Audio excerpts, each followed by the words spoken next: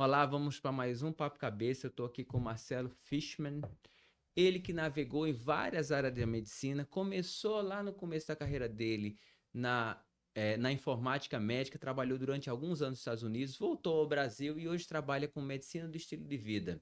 Ele tem doutorado nessa área de informática médica e é certificado pelo Board Internacional de Medicina de Estilo de Vida. Oi, Marcelo, tudo bem? Seja bem-vindo. Muito obrigado. Muito obrigado por me receber. Marcelo, eu vi aqui no teu currículo que você tem um currículo invejável, né? Você já, digamos, já navegou em várias áreas aqui do Brasil, mudou para os Estados Unidos, se formou aqui na UERJ, fez residência na USP, depois foi para embora para os Estados Unidos. Me fala um pouco da tua carreira, como é que você chegou lá nos Estados Unidos? Como é que foi isso? E essa é uma longa história. Vou tentar resumir. Eu gosto de dizer que eu sou um estudante profissional, né? Mas vamos lá. Tentar resumir. Eu fiz medicina na UERJ, né? Que é a minha faculdade, e mais ou menos no quarto ano de medicina, eu vi que não era aquela medicina que eu queria praticar. Já tinha ambulatório, já tinha não sei o quê. E abriu dentro do Hospital Pedro Ernesto, na UERJ, um laboratório de farmacologia clínica do professor Roberto Soares de Moura, que era do UFRJ, e foi para a UERJ e abriu um laboratório dentro da cardiologia lá. E eu, muito entusiasmado, né, fui lá para trabalhar em pesquisa básica de farmacologia clínica e gostei, né? Enfim, era pesquisa básica, mas tinha uma vantagem. A gente usava, além dos vasos de ratos, né, que as pessoas, a gente tinha os vasos dos pacientes que eram submetidos à cirurgia. E a gente tinha acesso. Então a gente fazia muito experimento em humanos, né, que era permitido. E, enfim, mas fui tomando gosto pela pesquisa, mas aí um dia o professor, naquela coisa de botar as informações no papel, né, falou: a gente precisa de um computador. Eu estou falando de 1988. E aí, pessoal ali, ninguém queria mexer e eu me aventurei. Então, eu tomei gosto pelo computador e, assim, eu praticamente não queria mais saber de ficar fazendo as pesquisas, No lápis. ali botando colocando a angiotensina, aquelas as Ah, sim, sim. substâncias, né, nos vasos, e eu ficava o tempo inteiro no computador. Aí até cheguei a falar para ele assim: professor, pô, será que não tem uma carreira que eu possa juntar informática com medicina? Ele falou: ah, não, esquece isso aí, vai fazer pesquisa em farmacologia. Aí quando terminou a faculdade, eu tava claro que eu queria fazer algum tipo de ciência, né? Eu fui procurar. Já faz muito tempo, né? Isso, né? Lá em 1991, 90. Aí eu achei engenharia biomédica na COP, com formação em informática médica, e existia essa residência em São Paulo, de informática médica. Então eu fui para lá, tinha uma parte de clínica também, mas eu fiz a residência de informática médica, que existia naquela época, aprovada pelo MEC.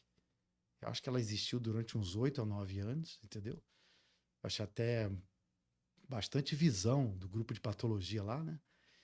Aí eu fiz, só que eu queria uma formação mais, né, formal, né? Porque era muito assim, informatização do hospital e a gente não sabia para onde ia, aí para a Unicamp. Aí eu apliquei lá para ir lá para fora, não tinha muitos programas de informática médica na época. Passei lá fora, na universidade, Utah, fiz meu doutorado já em IA, na área de IA, e depois eu fui contratado pelo NIH, que é o National Institutes of Health, a ala de informática, que é a Biblioteca Nacional de Medicina, né? E eu fiz a carreira inteira lá, inteirinha.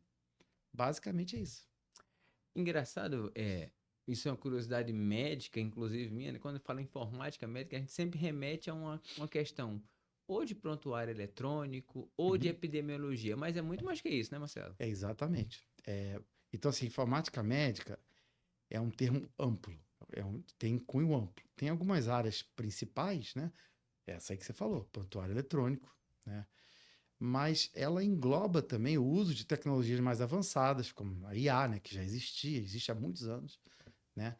Existe também uma área chamada, muito interessante, chamada de sistemas de apoio à decisão médica, ou seja, programas de computador que ajudam na tomada de decisão. Existe uma área de pesquisa chamada terminologias médicas, porque o computador, parece que o computador entende tudo, né? Hoje em dia, com essas inteligências artificiais aí, parece que o computador entende tudo. Não é verdade. Para o computador entender alguma coisa, é preciso que seja representado com números, entendeu? Então, assim, nem essa IA que está por aí, ela não é capaz de representar, por incrível que pareça, não é capaz. Então, a informática médica, ela criou uma infraestrutura de padronização de dados que é usada no mundo todo. Nos Estados Unidos, muito, né? Na Europa também, e que é usada no mundo inteiro. E também no Brasil. Também no Brasil, um pouco também no Brasil. Ela existe, eu acho que é não tão usada como deveria ser no Brasil. Afinal, o Brasil é um dos pioneiros na informática em saúde. Já existe a Sociedade Brasileira de Informática em Saúde há muitos anos, desde a época que eu estava na residência. Então, lá essa área de saúde digital, né, e prontuário eletrônico, cresceu muito. Você tem uma faculdade em cada esquina, um programa de formação em cada esquina, e aqui não cresceu muito. Mas existem outras áreas, né, de estudo, um termo amplo. E nessa questão da IA, né, que você trabalhou lá, você vivenciou isso desde 91, né? 97 eu comecei. 97, desde 97 a gente começa a escutar muito de IA agora, né? É, Eu me lembro que a primeira vez que eu escutei sobre IA médica foi um programa da IBM chamado Watson.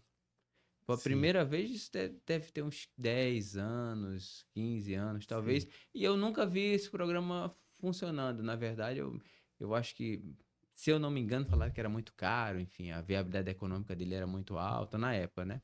Mas como é que tá hoje em dia? Você usa inteligência artificial hoje em dia médica? Então, aí que tá. A gente tem que pensar da seguinte maneira, né? Essas ferramentas que estão disponíveis hoje por aí, eu acho que tem que encorajar o médico, profissional de saúde, né? A usar sim. Mas essas que estão por aí, ChatGPT, Gemini e várias outras que estão por aí, é um tipo de inteligência artificial, não é a única, tá? Essa é um tipo de inteligência artificial que é baseada em aprendizado. E tem um nome, vou dar um nome técnico, é chamada de neural. Neural por quê? Porque o modelo matemático que cunhou ela foi um neurônio. Neurônio, Neurônio neurônio. matemático, com retroalimentação para essa área de aprendizagem, entendeu? Então, essa é uma parte. A outra área da inteligência artificial não é bem uma área de aprendizado, é uma área de simbolismo, de regras que você aprende. Por exemplo, regras de adição, multiplicação e milhões de outras regras. Por anos, a inteligência artificial lá na década de 70, década de 60, predominou a inteligência artificial simbólica, essa de regras. Como dava muito trabalho para modelar, né, o mundo com essas regras todas, né, a neural começou a subir mais. Por quê? É mais fácil. Porque você joga os dados para o neurônio aprender, né? Ele aprende baseado naquilo que ele foi ensinado, né? Só que às vezes ele não generaliza tão bem assim. Mas isso já vem acontecendo há muitos anos, entendeu? Então essas ferramentas que saíram hoje aí foram treinadas em toneladas de dados. Toneladas.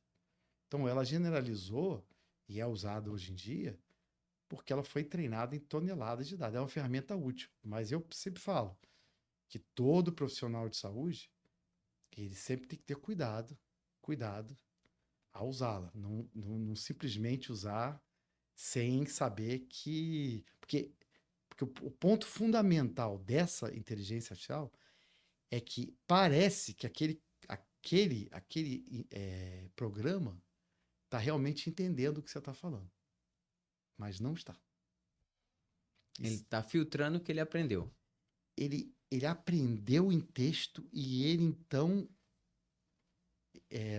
o pessoal da área de inteligência artificial chama isso de papagaio estocástico. Ele lê uma quantidade de texto muito grande, né? Então, ele dá a impressão que ele entendeu o que você falou. Mas, de verdade, ele não entendeu. Porque ele não tem uma representação real daquilo que você está falando para ele. Parece difícil, mas você entende o que quer dizer? E nas regras, quando você tem uma representação simbólica, você explica para o computador exatamente como é que você está representando o conhecimento. Essa inteligência artificial, por enquanto, está sendo muito pouco usada. Mas também não é assim, que tem muita gente que está agora começando uma pesquisas de juntar as duas, né? Porque isso na verdade, isso é uma briga muito mais política do que técnica. Lá no início da IA, lá atrás, quando quiseram modelar né, a maneira como a gente pensa, tem a parte cognitiva, simbólica, né, e a parte de aprendizado. Então, havia um atrito entre esses dois pesquisadores, o pesquisador neural e o simbólico. E eles nunca Se conversaram, né? Então, hoje, predomina só essa neural aí que você começou lá no machine learning, né, que você já deve ter ouvido falar, Sim. e emendou aí com esses programas de hoje. E esses programas que a gente tem hoje em dia, é possível, como ela é neural, ela vai se alimentando, você fazer uma pergunta para ele hoje, daqui a 10 dias ele dá outra resposta? É sempre, tudo é possível. É possível. Isso acontece. E o pior problema desses programas são... por isso que eu sempre falo, para qualquer profissional de saúde, né, que vai usar, use, acho que tem que usar. Tá aí para isso. Quer escrever um negócio, quer facilitar, é uma ferramenta. Boa até. Mas use com cautela. Ele inventa referências. Ele inventa? Inventa. Isso se chama, tem um termo técnico, chama de alucinação. Ah, eu escutei já sobre isso. O programa tem uma alucinação e inventa um termo. Inventa por quê? Assim, beleza. Então, por isso que eu tô falando, inventa, você quer fazer uma pesquisa até em saúde, qualquer coisa, né? Vai inventar uma referência. Então, você tem que ter muito cuidado.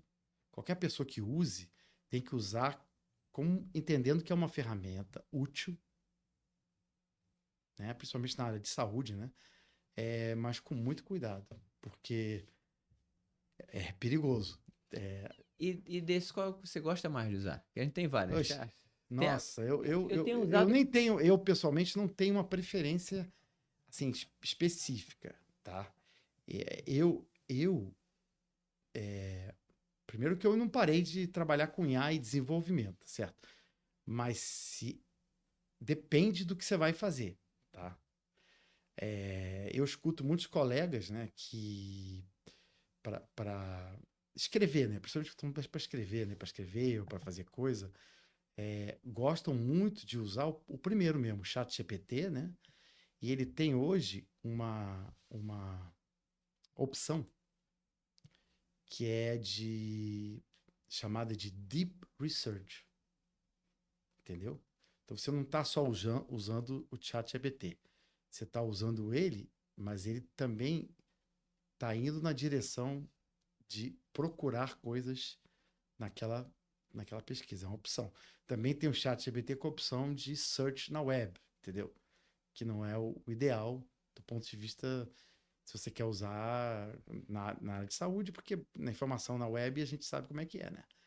Sim. Mas mesmo assim, você sempre tem que dar uma checada. Mas assim, existem milhões, tem Gemini, Grok, tem o pessoal fez da China. Na minha área, o que eu faço eu ainda desenvolvo com meus colegas, né, lá de fora, programas de IA que usam essas coisas neurais e essas A junção. simbólicas. Eu chamo a nossa pesquisa hoje de IA simbólica. E A gente você ainda faz. continua pesquisando. Isso aqui é interessante. O mais interessante para mim, assim, tipo, eu voltei para praticar, mas isso aí meio que caiu no meu colo. Por quê? Eu queria praticar a medicina do estilo de vida, achei interessante. Eu descobri a medicina do estilo de vida em parte por causa da informática lá na biblioteca. Falei, nossa, né? Tem essa especialidade, né? Não, existe essa área de Área de atuação, atuação. né? Porque ela não é uma residência, não é qualquer especialidade, inclusive cirurgia, pode usar, assim, é uma área de atuação que não é muito antiga. O Colégio Americano, ele foi fundado em 2004, mas ele só começou a crescer mesmo de verdade a partir de 2010. E o Colégio Brasileiro foi fundado em 2018. Então existe o Colégio Brasileiro de Medicina do Estilo de Vida. E o Colégio Americano, e também tem o Europeu, e tem muitos médicos. Então, é mais uma ferramenta, né, à disposição, né, que usa medicina do estilo de vida para lidar com os pacientes. Então, assim, eu gostei, falei, não, vou para o Brasil, né? Eu estava um pouco desgostoso lá na minha pesquisa lá no NIH, exatamente por uma dificuldade de fazer o meu programa, que era muito simbólico, né? De andar para frente, né? Mas, enfim, aí eu vim para cá, só que aconteceu essa revolução aí, né? De aparecer a IA Quando você já estava aqui. quando eu já estava aqui. Meus colegas lá de fora entraram em contato, né? E durante a pandemia, a gente escreveu um trabalho juntos. Porque o Covid, na época do Covid, muita coisa, é o que eu sempre falo, muita coisa que estava em pesquisa, começou a ser usada. Se falava que não podia, por exemplo, não podia trabalhar em home office. Aí passou para trabalhar em home office. Não podia, sei lá, essas vacinas que apareceram, né? Tinha muita coisa nova. Era para câncer, né? E aí, pum, usaram para Covid. A IA foi uma das ferramentas que, como não tinha medicação, ela foi usada para tentar propor medicações que fossem off-label, né, para Covid. E aí a gente que trabalha com isso, e eu trabalho com isso na literatura médica, na literatura de saúde, a gente escreveu um trabalho. Aí escrevemos um trabalho, tínhamos uma lista de medicações como todo mundo tinha, mas aí eu vi que o que realmente fazia diferença, né, pelo menos do que saiu do programa, de 40 milhões de periódicos, né? E é interessante ele falar isso, 40 milhões de periódicos é impossível para um grupo de 100 cientistas, 200 cientistas compilar isso aí, né? Impossível. Impossível, né? Mas fala. Então, assim, embora isso é uma coisa comum na saúde, né? Você compilar bases manuais, porque às vezes um computador não compila da maneira como o humano compila. Mas a gente tinha essa base de dados e a gente propôs, mas aí eu vi eu que era digamos assim, o profissional de saúde do grupo, o médico, né? A maior parte é cientista da computação, eu vi que o que realmente funcionavam eram as coisas relacionadas com a medicina do estilo de vida. E daí se apaixonou por isso. Eu já tinha visto antes. Eu já tinha gostado antes. Mas em 2020, eu já tinha chegado para fazer isso. Foi no meio da pandemia. Nós publicamos um trabalho e eles queriam drogas, que era remédio. E a gente publicou. A gente publicou as mesmas medicações que eram propostas na época. Por exemplo, essas medicações que não funcionaram, e até uma que funcionou, elas saíram da inteligência artificial. Por exemplo, foi proposto, cloroquina, lembra? Foi proposto. Cloroquina, E aí teve trabalho com ivermectina, tudo azitromicina. isso aí foi proposto, mas nunca se chegou à conclusão que funcionava realmente. Mas dexametasona foi usada. Também saiu da IA, mas também corticóide em medicina é usado para tudo, né? E aí eles começaram a desenvolver as vacinas, né? E aí a gente, no nosso trabalho, publicou lá, validou baseado no que tinha, e eu vi, e também é uma meio que de bom senso. Você lembra, durante a pandemia, quem é que ficava grave? Quem que ficava grave? Quem tinha. Vou falar agora, eu vou responder ao contrário. Quem não praticava uma medicina do estilo de vida, né? Quem tem um estilo de vida ruim, Exatamente. Então, né? quem tinha um Que estilo era de... obeso, diabético, hipertenso, Isso, enfim, né? isso. Eram os graves. Esses eram os principais graves, não eram todos. Às vezes você via gente que você, esse cara tá saudável, mas a maioria dos pacientes que ficava mais grave eram os que tinham doenças crônicas, doenças autoimunes, os obesos, os fumantes. E esse é o tom da medicina de estilo de vida. Então, na época, a gente publicou as medicações que a gente achou e também publicou que tinha isso. Aí nós depois fizemos um estudo muito específico para a medicina do estilo de vida. Mas já tivemos a ideia, esse grupo de pesquisadores, de começar a mandar dinheiro para a Anaís para pedir financiamento, para estudar os mecanismos, né, de saúde, chamado salutogênese, né, mecanismos de saúde, se a IA poderia ajudar a explicar esses mecanismos, por que o troço funciona.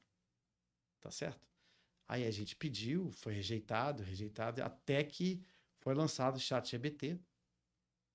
E aí o instituto, que a gente mandou várias vezes, falou, não, esse grant, já estão mandando aí há uns 3 anos, puxou e começaram a nos financiar em outubro do ano passado.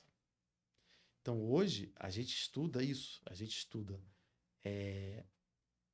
mecanismos pelos quais, né, a medicina do estilo de vida promove saúde e, eventualmente, longevidade.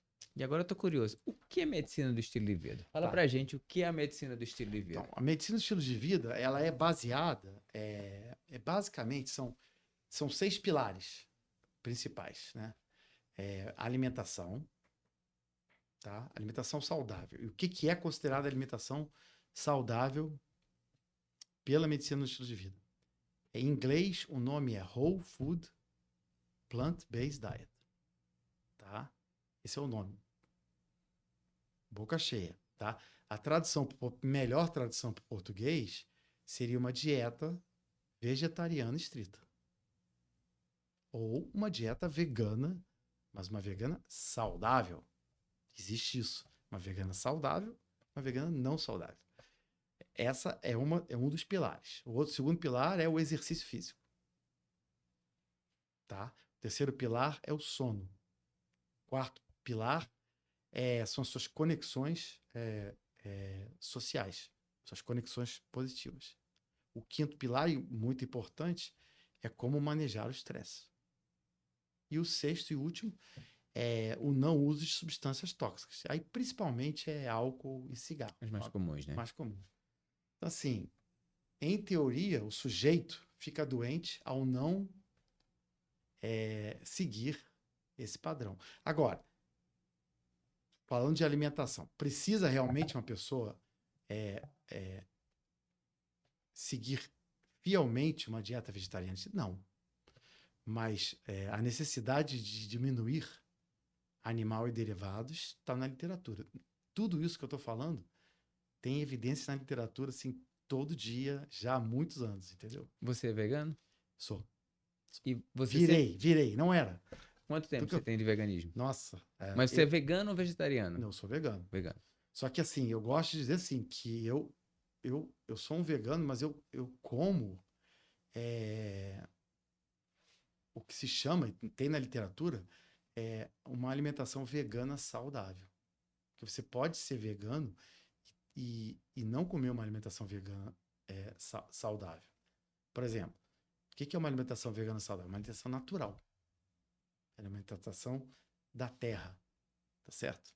Com leguminosas, frutas, vegetais, ervas, e assim por diante, né? E uma vegana não saudável? A pessoa pode comer batata frita, é vegana? Coca-Cola, é vegana? Bananada. Doce de mamão. Tem muita É coisa. vegano, né? E tem pesquisas nessa área. Então, eles criaram índices de, de alimentação plant-based, né? Onde você conta pontos para alimentação saudável e para alimentação não saudável, vegana. E tudo é baseado fundamentalmente numa coisa só. Quando você come comida da terra, batata doce, abacate, fruta, nozes, grãos, você está ingerindo a coisa mais importante que o mundo civilizado tem deficiência: fibra alimentar. Isso é que é o ponto-chave da questão. Isso se baseia em grande parte o nosso grant. Porque na parte de alimentação já tem muito trabalho científico sobre isso. Por quê? O nosso corpo precisa de fibra alimentar. Então não fala-se muito na mídia, no Instagram, de proteína, mas a deficiência do mundo civilizado hoje é em fibra alimentar, tá? Então, assim, eu diria que 99% do mundo ocidental é deficiente em fibra alimentar. E a fibra alimentar só existe no reino vegetal. No reino animal é zero. Não tem fibra alimentar. E essa fibra alimentar, isso é um tema interessante. Ela tem a ver com, assim, com essa relação direta de fibra alimentar com saúde, com o processo digestório, do tempo de digestão, né? Porque a gente Tem. sabe que a alimentação, e eu vou englobar tudo, né? Tanto que tem derivado vegetal e animal, né? A alimentação já é muito baseada em coisas que se absorvem muito rápido, né? Seja Exatamente. a balinha, seja o processado de origem animal, são coisas que caem no estômago e rapidinho já viram açúcar, já viram sódio, já viram outras coisas, né? Já são absorvidas rapidamente, né? E a fibra tem um processo de digestão mais por etapas, né? Essa salutogenidade, né? Que você falou, né? Que são alimentos salutogênicos. Essa salutogenidade das fibras tem relação com esse processo? Total. E aí a gente vai falar de um tema que está no nosso grant, mas todo mundo fala hoje em dia, que é a microbiota. Microbioma ou microbiota, né? E a microbiota vou começar pela intestinal, porque tem microbioma no corpo inteiro, mas o microbioma ou microbiota intestinal Isso. é um conjunto, trilhões de micro-organismos que ficam no cólon distal, lá no finalzinho. Para quem não entende de anatomia, o sistema digestivo começa, né, com o estômago, depois duodeno, mas no cólon é onde distal, lá perto do reto, é onde fica essa microbiota intestinal. Então, é o que você falou. Então, a maioria dos alimentos tem absorção no início ali, né? Mas as fibras, que são um tipo de prebiótico, elas vão transitando até a microbiota intestinal, com esses trilhões de micro-organismos. Tá? E o que eles fazem? Tá? Esses trilhões de micro-organismos, que tem até mais micro-organismos na microbiota intestinal do que células no nosso corpo. Antigamente se achava que era 2:1, hoje é 1,3:1. Eles precisam dessa fibra alimentar. Para quê? Para nos fazer bem, para nos promover a saúde. E como é que eles promovem a saúde? Vamos lá. Então, assim, tentar explicar da melhor maneira possível. Então, a fibra é um prebiótico, existem outros, mas vamos falar da fibra. Ao chegar lá, a fibra que você falou não é absorvida, ela vai até o final. As bactérias, vamos falar porque tem bactérias, vírus, protozoários, mas as mais estudadas são as bactérias. Que parece que é uma coisa ruim, mas as bactérias, tem muitas bactérias do bem lá na nossa microbiota intestinal. É como se fosse aquele joguinho de Pac-Man, sabe? Que sim, vá lá, mastiga aquelas fibras e tem uma série de transformações e produção de metabólitos. O mais famoso, disparado, publicado na literatura, são chamados de ácidos graxos de cadeia curta. Tá?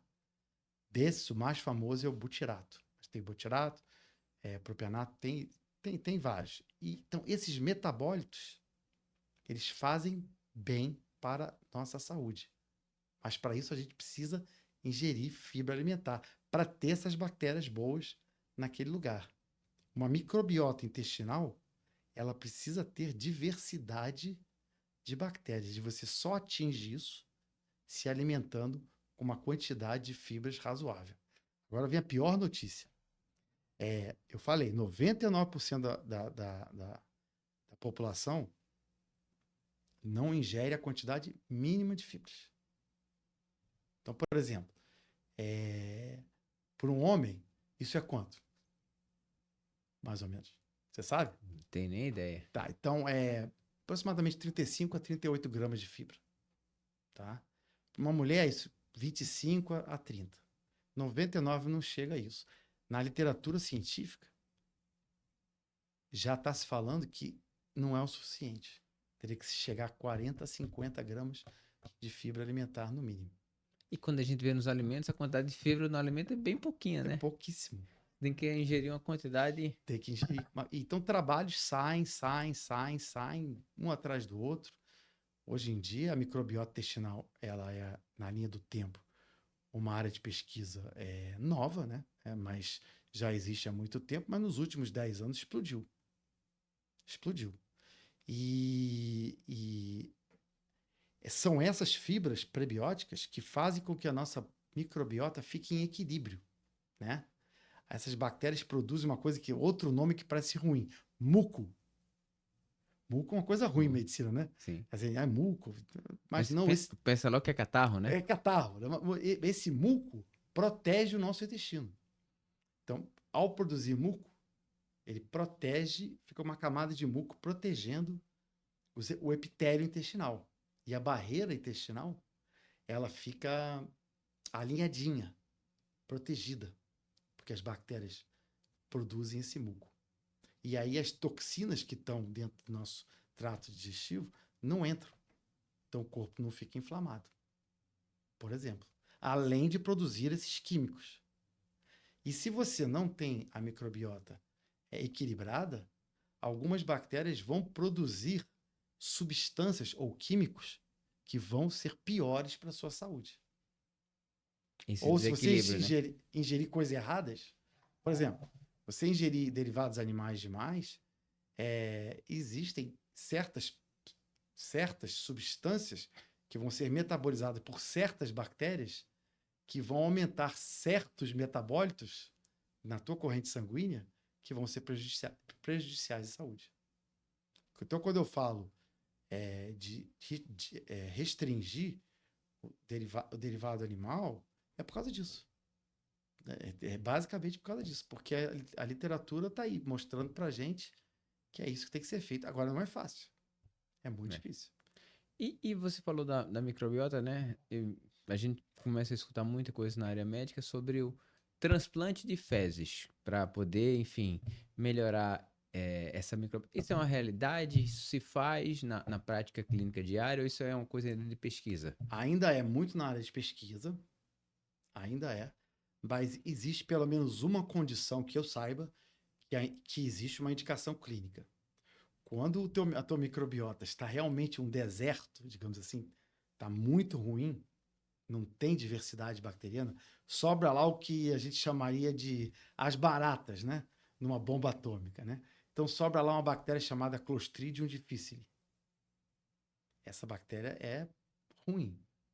Então o paciente sofre muito. E para remontar a microbiota dele, é indicação de transplante de microbiota. Lá fora já se faz. Para casos graves de pacientes que têm Clostridium difficile. Curiosidade, como é o transplante? Você sabe? Primeiro tem que fazer um data bank, né, um banco, e eles pegam doadores. Os doadores, eles medem, eles olham para a microbiota do doador e colocam, é triste falar isso, ele coloca as fezes ali dentro de cápsulas, né? E ingere a cápsula. Então, E aí você ingere as cápsulas de doadores que têm uma microbiota. Tem que fazer testes, né? E a verdade é que esses doadores, além de ter que ter compatibilidade genética, etc, também tem que ser gente que tem bom estilo de vida, tem que passar nessa prova aí, entendeu? Caramba, você É vê assim que que funciona a pesquisa. eu já tinha escutado muito sobre transplante de fezes, mas eu não imaginava que eram Era as isso. fezes mesmo de fato. É, Eu imaginava que era, colheu aquelas bactérias, fez cultura, cresceu e, enfim, imaginava uma coisa desse tipo. tá comendo cocô. Só que tá comendo em cápsulazinha. Essa é a realidade. Só que tem toda uma técnica. Eu realmente nunca. Eu tive uma paciente que precisou, tá? Aqui no Brasil. Aqui no Brasil. Ela chegou a esse ponto. Posso contar. É uma paciente minha que foi no consultório e ela teve um abscesso dentário gravíssimo. E aí o que que aconteceu? Ela, ela tentou todos os antibióticos possíveis para melhorar e não melhorou. E aí o antibiótico, que é uma invenção muito boa, você sabe muito bem que é uma medicação utilizada muito mais do que deveria ser. Sim. Sim, Até às vezes sem indicação, né? tentar dar Muitas vezes. resistência. Para a microbiota, pensa bem, nós temos bactérias aqui, só para começar.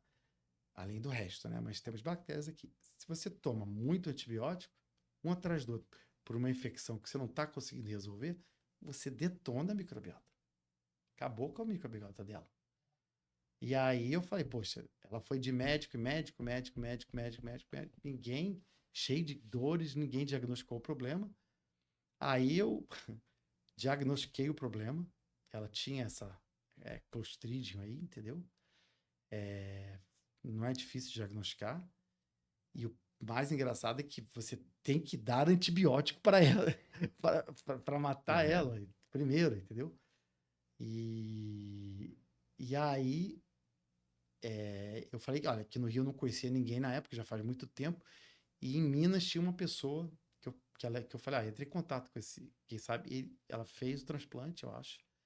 E aí ela melhorou de tudo e todos os médicos que ela passou, o pessoal não levou a sério os sintomas dela.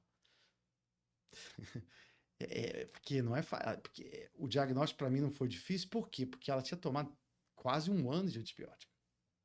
Você já descartou, Um ano. matou a microbiota. Matou a microbiota inteira. Não foi difícil. Agora, se você faz um curso de antibiótico de 14 dias, você já dá uma ferrada na sua flora, mas recupera. É uma coisa dinâmica. Tá certo? Se você fizer as coisas direitinho, recupera. Você tem uma infecção, tem uma pneumonia, você tem que tomar antibiótico. O problema é que as pessoas dão antibiótico para a pessoa que tem vírus. Tem um vírus, então antibiótico aqui. Ou então dão mais do que deveriam dar, entendeu? Então hoje a gente tem esse problema da resistência aos antibióticos, né? E o problema é que o antibiótico é a medicação de todas as medicações que existem. A que mais altera a microbiota intestinal. E uma coisa que ele falou que é interessante o antibiótico, você, quando toma sem indicação, né? A microbiota normalmente são as bactérias boas, que são fáceis de morrerem com qualquer remédio. Então, se toma antibiótico, matam as boas e as ruins é que ficam, né? Exato. Por aí mesmo. Exatamente.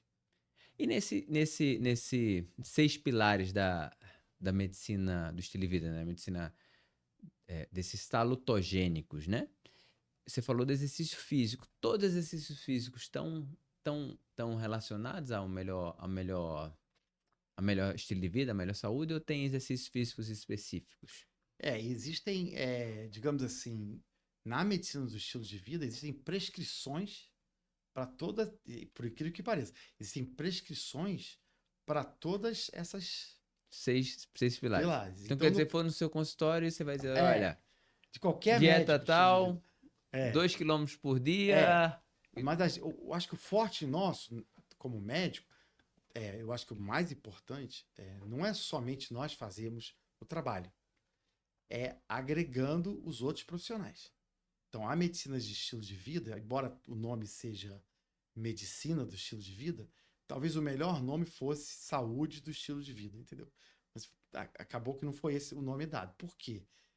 Porque você trabalha com nutricionistas, você trabalha com profissionais do exercício físico, você trabalha com psicólogos, você trabalha até com gente que faz culinária. Então, é uma equipe que o idealmente seria que fosse numa clínica só. Mas às vezes isso é impossível, né? Entendeu? Então, assim, você então acaba indicando para pessoas e o prontuário do paciente roda, as conversas acontecem para que os pacientes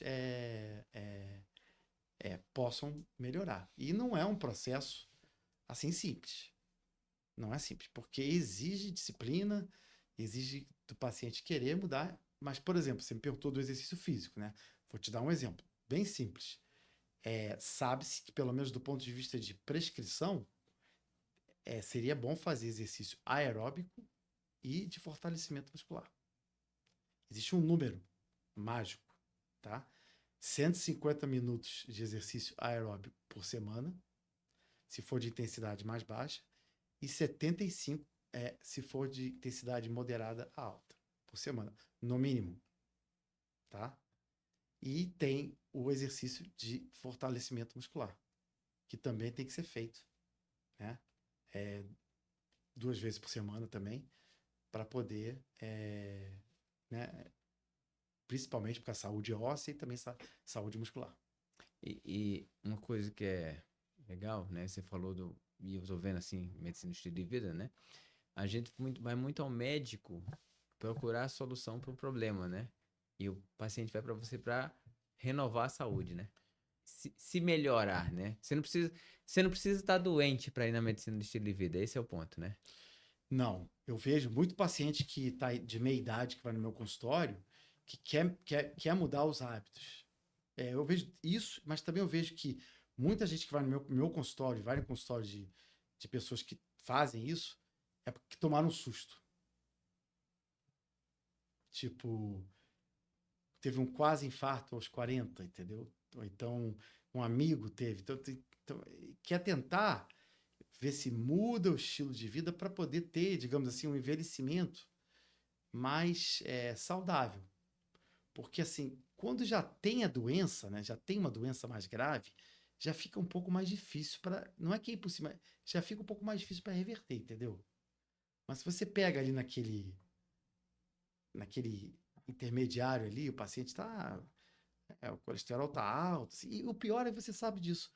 Todas as sociedades médicas, todas, os guidelines, cardiologia, pneumo, tudo, sempre a primeira linha de atuação é mudar o estilo de vida. Está em todos os guidelines.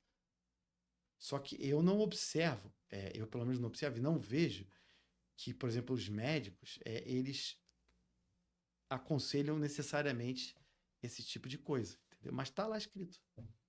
Mas eu acho que isso tem a ver muito com a nossa formação, né? Exatamente. Nós somos doutrinados a tratar a doença, né? Isso. A gente aprendeu isso, né? Ó, não trata o que não existe, né? Você trata o que tem, né? Então, já é da nossa filosofia isso. Então, às vezes a gente não quer dar saúde, a gente só quer tratar a doença. São coisas diferentes. Dar saúde é diferente de tratar a doença. Isso daí é o fundamento, o que você acabou de falar, digamos assim, é a revolução máxima do pensamento desse tipo de medicina para a medicina mais tradicional. E elas são complementares, cara. Elas não são alternativas, né? Porque é complementar, tá certo? Não tem como não ser. Você pode pegar um paciente que tem hipertensão arterial, sei lá, há 20, 30 anos, tá certo? Você muda o estilo de vida, você vai, talvez você consiga melhorar até, e ele não use tanta medicação, mas ele vai continuar a precisar usar medicação. Muitos saem das medicações. Você consegue. Embora você escute que em vários sites que não tem jeito para um paciente que tem diabetes ou tem alguma outra coisa, ou hipertensão, isso não é verdade. Você sempre escuta falar em remissão, né? Se você consegue colocar um paciente em remissão por 10 anos, pô, então você. Curou. Não, Não, se ele eu continuar. acredito. Sim. Sim. Né? Então, Se você não precisa tratar, né? Agora, se ele não fazer, não continuar o processo, se ele tem uma suscetibilidade genética, certo? Ele vai voltar tudo de novo. Então, assim, o que eu quero dizer é que a genética tem um papel determinante para a iniciação das doenças, né? Mas ela não é mais como era lá no passado. Hoje ela não tem aquela importância, né? Todo mundo vai ter, mas não é verdade. Hoje o tema da moda na pesquisa médica, e parte do microbioma e outras áreas, é epigenética. É o gatilho. Exatamente. É você, através dessas alterações socioambientais e estilo de vida, você diminuir a expressão daquele gene, né, no seu organismo. Que existe, que ela tem. Se você dá mole, ele vai aparecer. Ele vai aparecer. E qual é o povo mais saudável do mundo?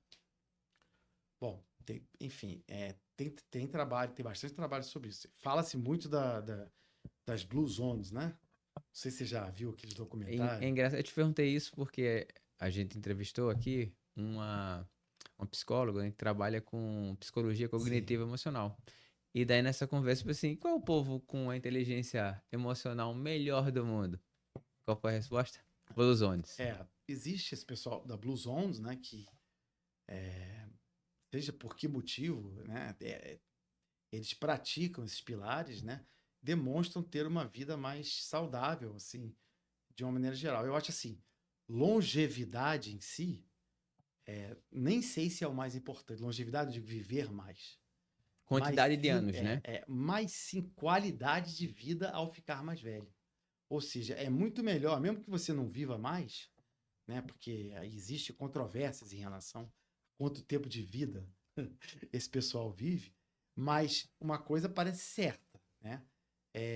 A qualidade das pessoas de vida, ou seja, você não precisar de um andador, tomar menos medicação, problema de polifarmácia, é bem menor nessas Blue Zones. E uma coisa que você vai ficar surpreso, que eu vou falar porque também está na pesquisa. Os nossos ancestrais, lá atrás, os chamados hunter-gatherers, né? Caçadores, coletores, lá anteriormente, eles morriam cedo. Morriam. Ao nascer, morriam. A média de idade era muito baixa. Tá certo? No entanto, a alimentação deles, não por escolha, e sim porque é o que tinha, era uma alimentação essencialmente plant-based. Havia animal. Mas não é essa ficção que o pessoal fala assim, tá sempre caçando. Raramente se conseguia pegar um animal de porte maior. Então era esquilos, entendeu? Peixe, óbvio, né? E o resto... Não era um mamute toda semana, né? E era difícil. Mesmo assim, para pegar um mamute tinha riscos. Tem uma capa da revista Science, 2018, que eu acho bonita, de uma tribo australiana dos Hasda, que, as nossas papilas gustativas gostam, você já sabe do que? Gordura, sal, estimula mais, doce, né? Então, assim, naquela época também. Então, eles iam nas colmeias, botavam a mão lá para puxar o mel, né? E saiu cheio de ferroada na mão. Então havia uma punição, né? Jogar a mão para poder comer aquele doce tinha uma punição envolvida. Hoje você acha doce em qualquer lugar, vai na esquina ali, né? Tem uma balinha. Pois é, o que acontece? Esse pessoal morria cedo, é verdade, a média de idade era muito baixa, morria ao nascer, morria de várias coisas. Mas se por acaso alguma pessoa desse pessoal vivesse um pouquinho mais, a chance de viver com saúde até a idade que podia é muito maior. E havia muito menos essas doenças crônicas. Praticamente zero. E tem o fato, como eles também eram andarilhos, né? Exato. Eles passavam o dia fazendo exercício físico, né? Exato. Eles tinham uma vida diferente, né? Fala-se na pesquisa que a gente tem que parar de fazer pesquisa no mundo civilizado e olhar um pouco para as nossas raízes, né? Porque, assim, é uma ilusão, assim, eles faziam tudo por necessidade. Estavam sempre com fome, né? Então tinha que caminhar, ter o inverno, verão, e tem que caminhar atrás de comida, entendeu? Então estavam sempre em movimento. Mas se você perguntar para eles o que eles preferem, ficar ele fica deitado na rede. Tem trabalhos mostrando isso. É o que ele prefere, entendeu? E você tocou nesse ponto, assim, dessa genética, enfim, dessa época, né? E eles não têm uma frequência alimentar como nós temos pela Exato, escassez e pela dificuldade, né? exato. O que é. Eu não sei se você vai ter essa resposta, mas existe um padrão ideal de quanto eu tenho que alimentar por dia? Ou não? Porque a gente tem o hábito, assim. Primeiro criaram um hábito, eram 3 refeições. Aí, não, aí chegou. Todo mundo estudou e falou assim: não, não é 3, não, tem que comer 3 horas. Aí depois chegou alguém novo e falou assim: não, tem que fazer jejum. Não, tem que comer uma vez por dia. E existe um balanço disso ou não? Ou come quando tem fome? Olha, assim, se você está pensando em saúde, né? Tem que observar certas coisas que estão na literatura. Então, assim, saúde, estou falando de saúde da microbiota e salutogênese, o ser humano, ele precisa sofrer um pouquinho. Não tem outro jeito, entendeu? Então, por exemplo, ficar em jejum por um tempo, né, fazia parte do que era o antepassado, porque era difícil ter comida, e na literatura se mostra que faz bem para o ser humano ficar em jejum por pelo menos, vamos dar um exemplo, 10 a 12 horas todo dia. Então, Só para dar um exemplo. um ciclo meio a meio seria um ciclo positivo. Seria um ciclo positivo. Tem gente até que faz mais, mas assim, existem várias maneiras de fazer. Seria um ciclo positivo. Outras coisas interessantes do ponto de vista de longevidade e salutogênese, que não são tão abordadas na medicina de estilos de vida, mas estão na literatura, é essa coisa do sofrimento, entendeu? Assim, tipo, banhos gelados, exposição a saunas, entendeu? Coisas quentes. Tudo isso faz o corpo ficar resiliente, né? E ficar resiliente significa ter mais saúde e poder ser mais longevo. Mas isso tudo está muito no terreno da pesquisa ainda. Então não dá para extrapolar completamente, porque não se sabe ainda. Tem muita coisa no terreno da pesquisa. Já essa parte do microbiota, da alimentação, isso aí já está mais avançado, Consolidado. já está mais consolidado. Mas eu acredito muito, e você deu um exemplo muito, muito interessante para mim, e eu acredito nisso, né? Nós temos uma carga genética de muitos anos atrás, né? Exato, A gente não mudou nada, muito pouco, né? Então, a gente acompanha aquilo ainda, né? exatamente. Nós somos ainda aquele do passado, né? Não somos um. Geneticamente, a gente Não mudou não tanto, teve uma mutação. não mudou tanto. Existem poucas mutações realmente. Nós somos o que a gente era, entendeu? Isso aqui é um mundo civilizado, né? Mudou, né? A partir da agricultura, o mundo civilizado mudou. Mudou como a gente vê que hoje em dia a gente reflete. A pesquisa científica é feita para esse tipo de reflexão, entendeu? De não só estudar o mundo civilizado e achar, por exemplo, que nós aumentamos a nossa média de vida bastante com essas intervenções. As pessoas morrem aos 80, 90, 100. Mas e a qualidade de vida? Às vezes não é tão boa assim, Mas entendeu? é engraçado você falar uma coisa. Eu já operei 3 pacientes com mais de 100 anos. Eu nunca imaginei que na minha vida eu ia operar alguém Pois é. centenário. Eu já operei 3. Isso aí é a mudança. Nosso tempo está acabando, mas eu vou fazer uma última pergunta, uma pergunta agora para ele de ficção científica. Quantos anos você acha que o ser humano vai chegar? Isso eu não sei. Que Mas é assim, teu palpite. eu não sei. Inclusive, essa área de longevidade não é uma área que eu estudo muito. Eu leio bastante, entendeu? Mas eu acredito sim que é possível, através do estilo de vida e outras intervenções naturais, e às vezes até não tão naturais, baixar a nossa idade biológica. Então, uma pessoa, por exemplo, e também tem a ver com genética, tem a ver com absorção de coisa, ou seja, uma pessoa de 60 ter uma idade biológica de 40, uma pessoa de 70. Então, assim, aonde vai chegar isso? Essa ciência da longevidade, eu não saberia te dizer, até porque eu não tenho não é esse meu background científico. Meu background é muito mais nessa área de estilo de vida, microbiota, eu não sei.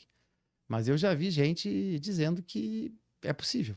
Só que muito disso é possível chegar a 120, é possível. Só que muito disso é baseado em pesquisa em animais.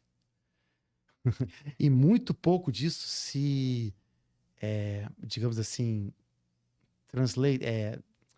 traduzido, né, para a prática do dia a dia. Então, ainda tem muita água para correr, para se saber, mas é o que o pessoal quer.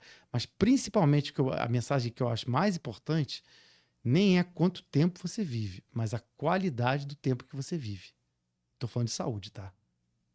É saúde. Porque isso é uma coisa individual de cada pessoa.